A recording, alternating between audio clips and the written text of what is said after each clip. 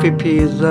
Till the 31st of December, it is planned to implement the manuring of the units of NPPs to regulate the capacities in Energoatom. People do not share this optimism, at least as to the time frame of implementation of that. We would like to ask when will the NPPs be able to work in the flexible mode?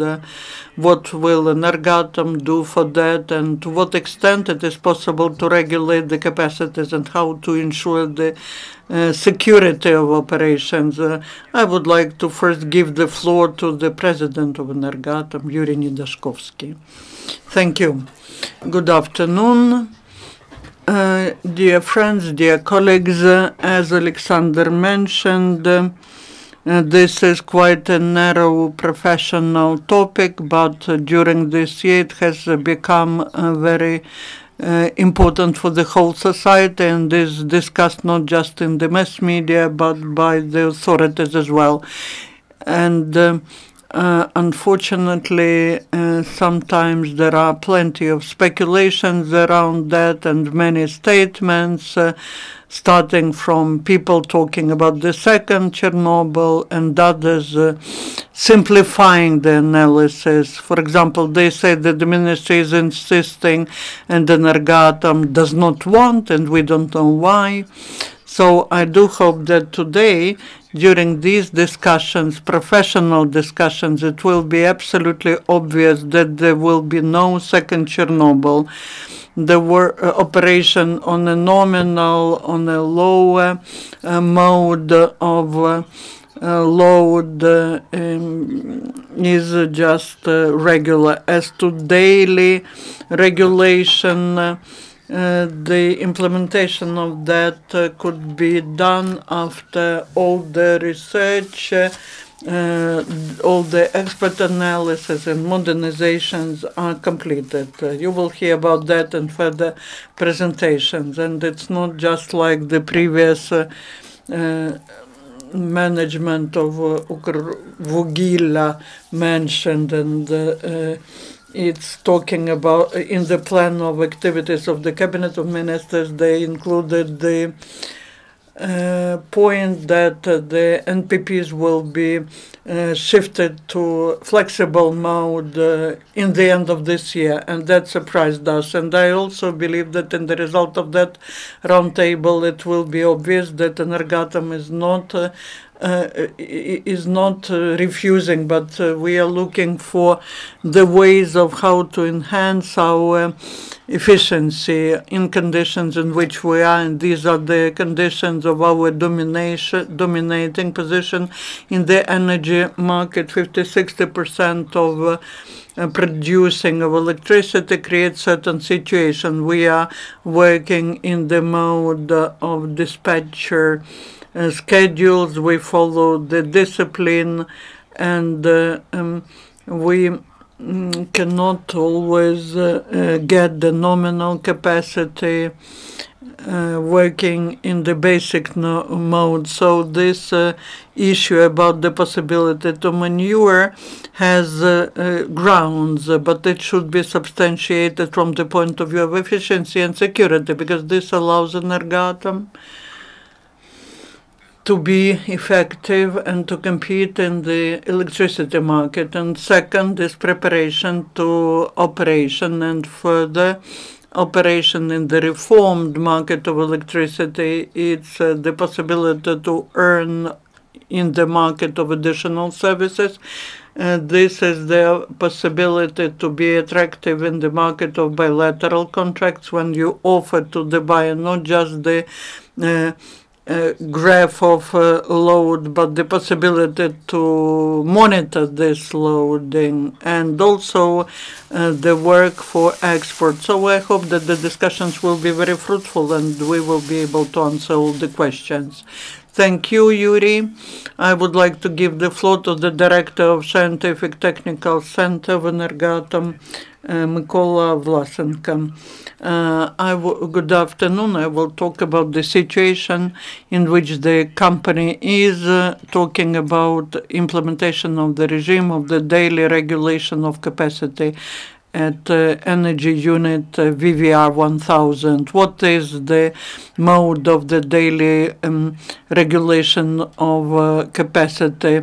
The objective of implementing this mode, the reasons of selection of energy unit number 2 of Khmelnytskyi NPP, and so on. What is the regime? This is operation of the energy unit in conditions of cyclic change of capacity with the regulatory speed in the daily graph of energy consumption. This scheme shows the regime of daily regulation of capacity that does not violate any conditions which we have in our regulations. The objective of implementing this mode is ensuring safe and reliable operation of energy units, enhancing the sustainability of the work, creating conditions for full integration into the energy system of the European Union, and creating preconditions to increase the share. The reasons to select the unit number 2 of Khmelnytskyi NPP as a pilot one. It is because we have the program for forecasting the parameters of the core. Also, we took into account the full load of the core, also implementing improved algorithms of management and talking about the possibility of forecasting the parameters. We don't have this possibility now. This is what we will have to do with the simulator of the reactor, which is installed at the second block of Khmelnytskyi NPP. What has been done? We have developed all the documents, drafted together with the design bureau, Ukrpress article or chapter 60. We have done the preliminary report on analysis of security of the pilot operation of the second block, and we are looking at the possibility of safe operation, increasing the number of cycles of loading up to 200 during one loading campaign. We have done the experimental testing of that regime in 2006. The company has started trying this mode based on the plans we had and that were in the strategy of development of fuel and energy complex of Ukraine. The tests were done for 2 moments of company, starting from 106 efficient days, 4 cycles, and starting from 175 efficient days, 6 cycles. There were no violations registered. The tests did not influence the activity of the operations. The radiation situation of the energy unit did not worsen. The length of tests was 10 cycles. In the future, the tests were stopped in 2010 because one of the cassettes, one of the tapes was dehermetized. The company for the future, after stabilization of the situation in the end of 2014, we received the permission to continue works on implementing this mode. The technical solution was developed in according to the requirements of the license. We received a separate permission to conduct works because there's no operational data on reliability of the equipment. The decision was made during the first year of the pilot operation to implement 21 cycles. We have done the first stage of pilot operation. There's a technical solution.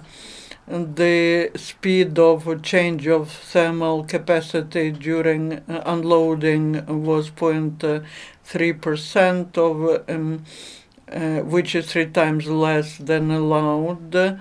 There were no violations of the conditions of safe operation. Radiation situation has not changed, and the conclusion was made that this is feasible. Here you see the plan of pilot operation till we reach 200 cycles. This shows item 1, that is what has been done. The second one, we have done pilot operation, and the third is what we are planning is to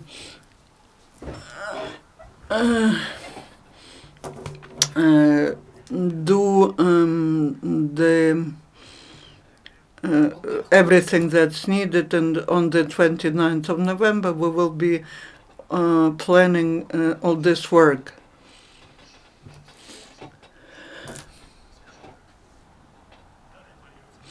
Then the third stage is planned, and that is 100 cycles, and that is 12th fuel campaign and 13th fuel campaign, and 150 cycles of loading, and that is stage 4, 13th and 14th fuel campaign. We need to understand that we will need to modernize the equipment for the stage of pilot operation. And these are insignificant works connected to security and blocking. But then there will be a big program of modernizing the equipment of machine department and the reactor unit, and we can get to implementing the mode on cycle according to cycle 175-100 of pilot of operation, and these are the plans that we have approved by the regulator. Here are the all the measures which are needed to be implemented for energy unit. It's costs about 300 million hryvnias. That is for what we have to do from the period of pilot operation till the full operation. That means the years 17, 18, 19. This is considered to be investment project, and these works will be included into our plans for implementation. Here you see the main works and the nature works, modernizing electric and hydraulic part of regulation of the turbine, modernization of the algorithms of the system of automated regulation of the capacity of reactor unit, modernization of the algorithms of the work of technical defense, and implementing the program of technical complex, which will allow to unite the work of the systems of regulating the reactor and automate the mode of daily regulation of capacity. So that is what characterizes the works on modernization. Then we are planning the mode of daily regulation to spread to energy unit of number 4 of Rovna NPP, and that is what I have done.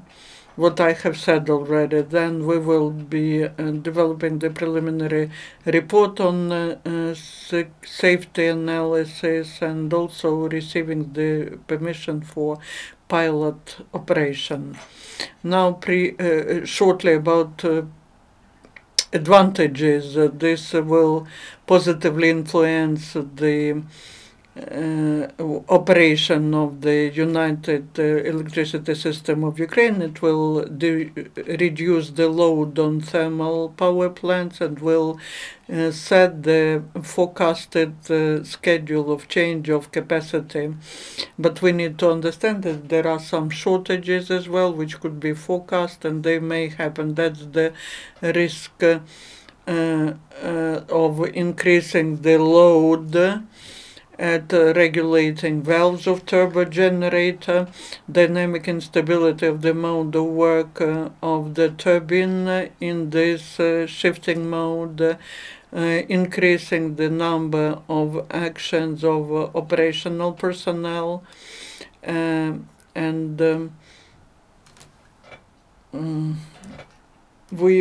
there might be some other deficiencies, but we are forecasting them, and we are now and we are including that into modernization plan. That is the technical thing that I've described, but we need to understand that we have another side of the coin, which is an economic part, how we will be compensating the company for the loss of the generation if we switch to 75% capacity. When we started this work, we related the technical aspect, which I reported on, and the economic aspects. And the company has developed the draft document and the methodology. But unfortunately, with all the discussions and with all the statements by the ministry, by other organizations, the economic side of this has not been discussed. But these are two interrelated things, and they cannot be disconnected, because that means loss of money, and this has to be settled by a different cost of tariff for that mode. And we need to understand that 300 million hryvnias invested into modernization of energy unit are to be paid back. And that should be approved by all the stakeholders if the company agrees to this mode and saves quite a complicated united system which we have. I'm not talking about other nuances.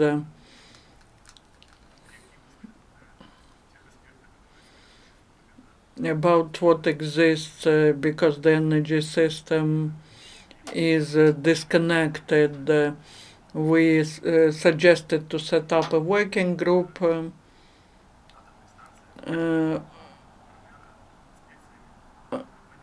to understand how much more the external disturbance can influence the operation of energy units and the possibility to operate in parallel in this mode. Thank you. Thank you, Mr. Mykhailo, for this very detailed explanation about the flexible mode. And now I would like to give the floor to Mr. Roman Khalenko from State Exploitation of State Department for Nuclear Facility Safety. Thank you for this opportunity. I would like to emphasize that position of the State Department on nuclear safety has not changed, and the possibility and then use of flexible mode of operation is not dangerous, but it should be implemented based on two interrelated approaches, the economic, the commercial one, and the technical safety principle. And as representatives of Energoatom described just now, the technical safety could be ensured, while the economic aspects should be studied rather carefully. The implementation of the flexible mode of operation, which is going to be implemented next year, should be very carefully studied from the economic point of view, and recommendations about its implementation should be made. Vitaly Zaychenko, Chief Dispatcher of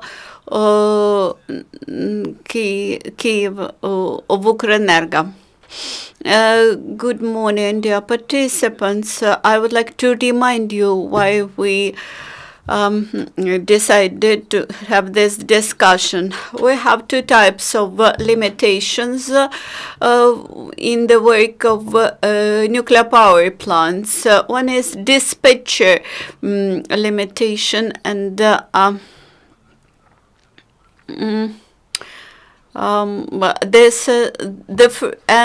balance limitations.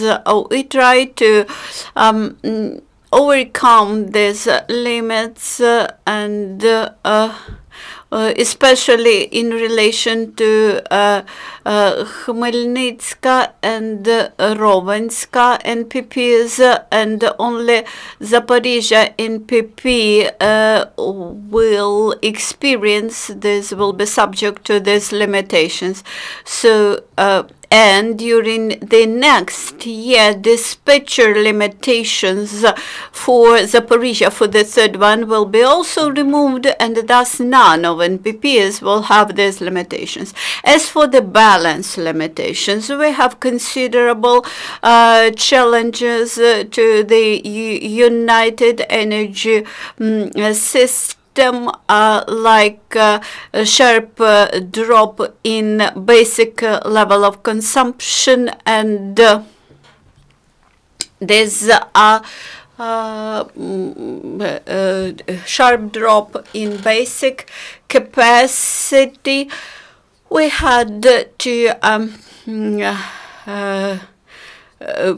cover this lack of energy due to the work of nuclear power plants, and this year we NPPs produced additionally more than 2 million kilowatt hours of energy. We have also challenges in the night, in low night demand for electric energy. We have the problem with the peak demands on peak hours, and we have the problem with black holes, which are undersupplied to some CHPs, and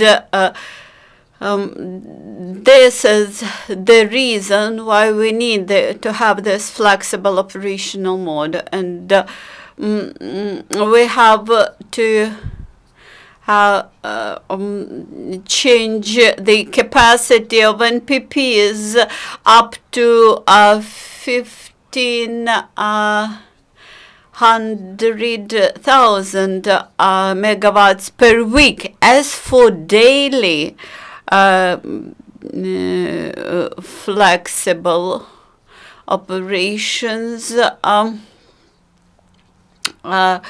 we should think carefully how to allow Energoatom to earn money on these daily flexible modes, because currently the heating power plants will earn, they earn enough money on these flexible modes on daily basis. And that's why I disagree that this flexible mode will mean losses for NPPs. I think we should develop transparent methodology how these services of flexible mode should be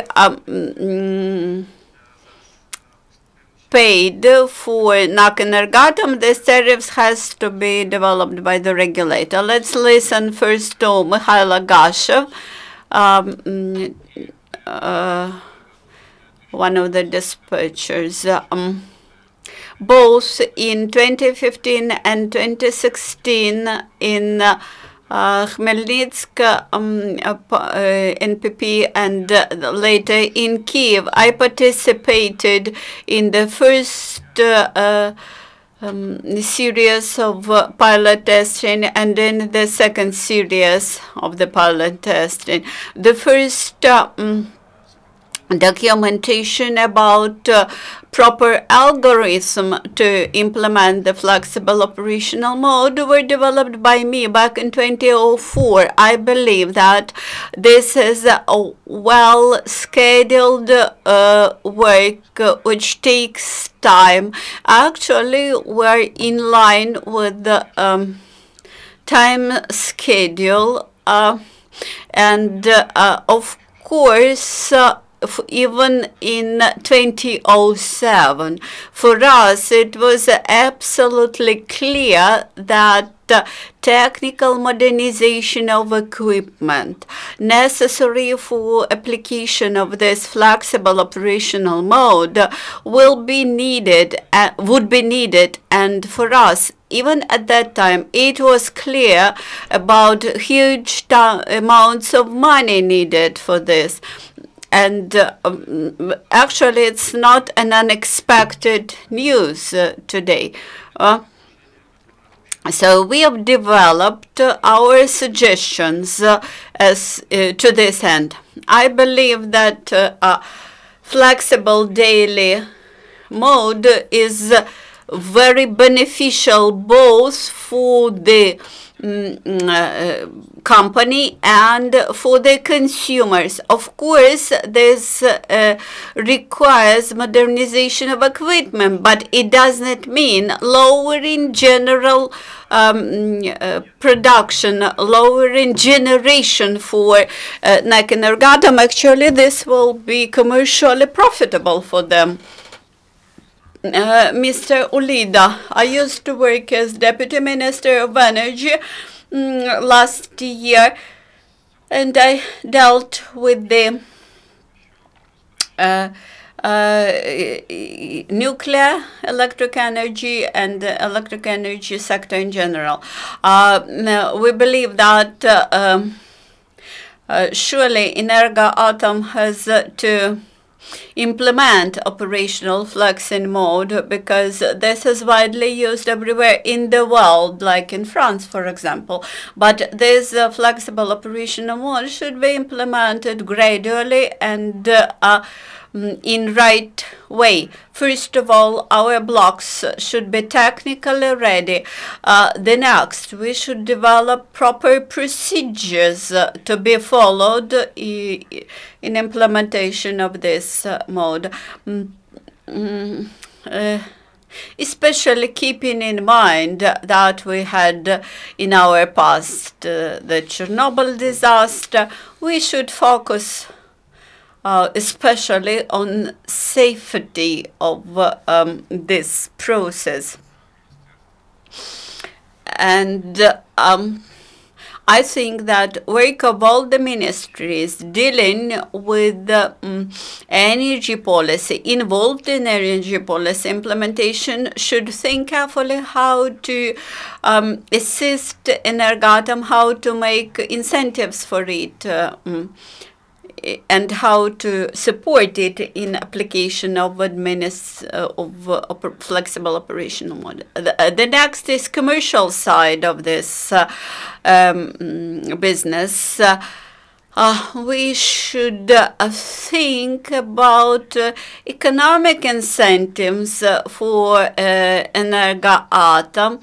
Thus, we have to launch the electricity market into operation, which will create incentives for NAK Energoatom to apply a flexible operational mode. Unfortunately, too quick or insufficiently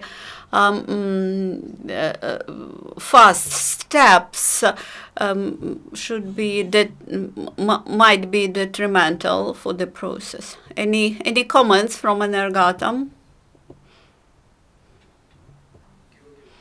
Yuriy Balakan, advisor to the President NAK Energoatom. I would like to add that actually in Ukraine, daily regulations of operation is not a novelty.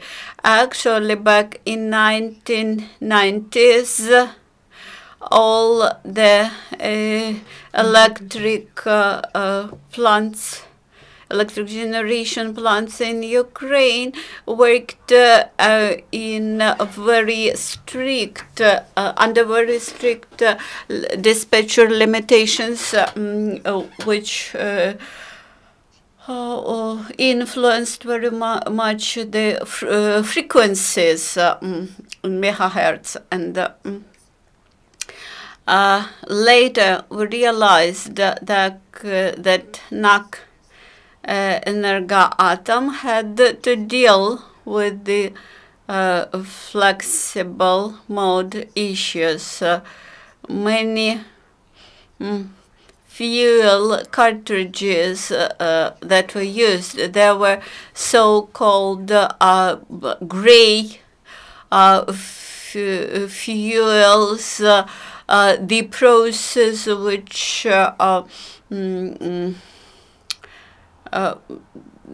the process which happened in the reactor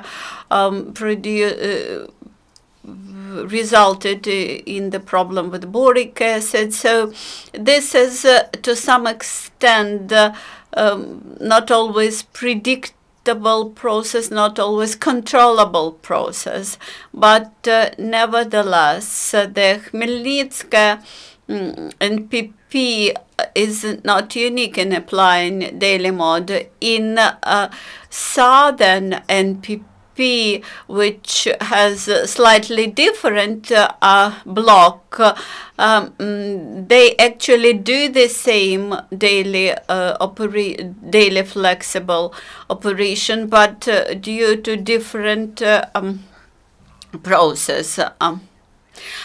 Of course, I understand that the flexible mode should be implemented gradually. So, but it has three aspects. First is the nuclear block installation.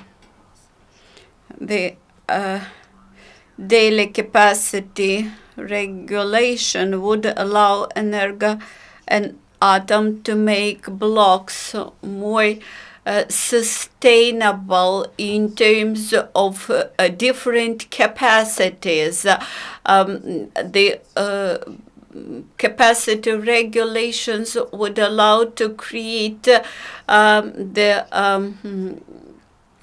defense and blocking system at more higher digital level. But everybody should understand that if the flexible operation is done properly and safely, then of course it will be beneficial and profitable for the company. In other case, it might be rather dangerous. The next set of issues is about that tail which was mentioned, the tail of technical problems about transfer of thermal energy corrosion and melting of corroded elements. So these are technical aspects which should be put under control, but they are separate from the issues of the energy block. And third, the generating system in general. If the reactive capacities are brought to the contour rings of generator, then we may experience problems inside the generator, etc. So we have to prevent this somehow. That experience, which was got by Ukraine and by electric sector of Ukraine back in 1990s. Now the time has come to summarize that experience. Today, operators can do on the simulator many things, and we can prevent pilot testing on reactor and on real blocks. We can do everything on simulators. Then the money which were promised to be allocated for this project, they should be invested very carefully. Of course, basic operational mode is good and it is cost-effective, etc. But application of a flexible operational mode would allow us to learn more,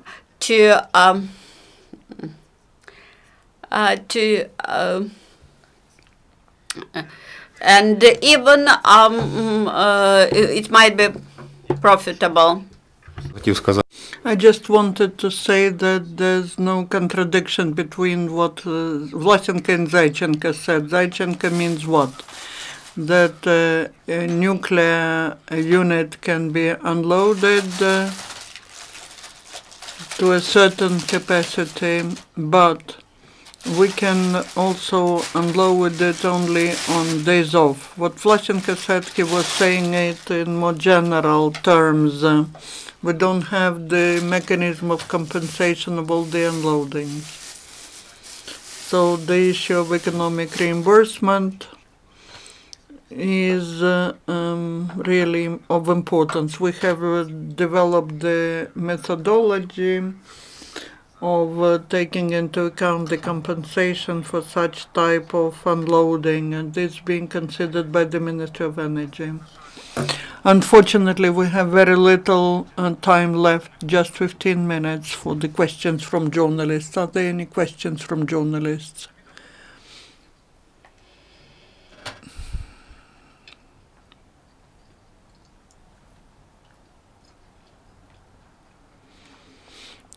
Vitaly Knyzhansky, the newspaper, nothing has been mentioned about the role and regulation of accumulating hydropower plants. When they were put into operation, they commissioned, they were saying that they would play such a role.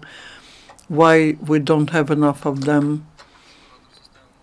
As an operator, I can answer, accumulating hydropower plants are used to the full capacity. Everything that's built, everything that can be used in energy system is used, but we lost the basic capacity, about 400,000 megawatt, but we don't have such capacity of accumulating plants. And then we have the program of constructing the accumulating plants. Dnistrovsky accumulating hydropower plant is being built. There are plans to build the same plant in Kharkiv, and if such capacities are implemented, are commissioned, then the situation will change. But now the system is using everything to the full. extent. Also, we are planning to build 4 more hydro units at Tashlitska. Hydro accumulating, we have 2 now there, and we have plans to add 600,000 megawatt. Another powerful work is to be done before we can start constructing them. After we commission in the system of the pools in 2018 will allow us to separate part of the water reservoir at Tashlitska plant. Ну, якщо нема запитань, тоді будемо закінчувати. З вашого дозволу. So we will finish then once there are no questions. I will make a conclusion what I understood from the discussion first. Flexible, these manures are possible. Now the pilot operation takes place at Unit 2 of Khmelnytskaya NPP. We need 200 more cycles and 4 years of operation. The economic component, 300 million hryvnias per one energy unit for modernization. And the units can operate in flexible regime if first the pilot operation gives a positive result and if units are modernized, if we have the technical capacity, but that's not earlier than 2020. If earlier, that would be great. Thank you. Then let us finish. Thank you all participants. I wish you all the best. All the best. Thank you.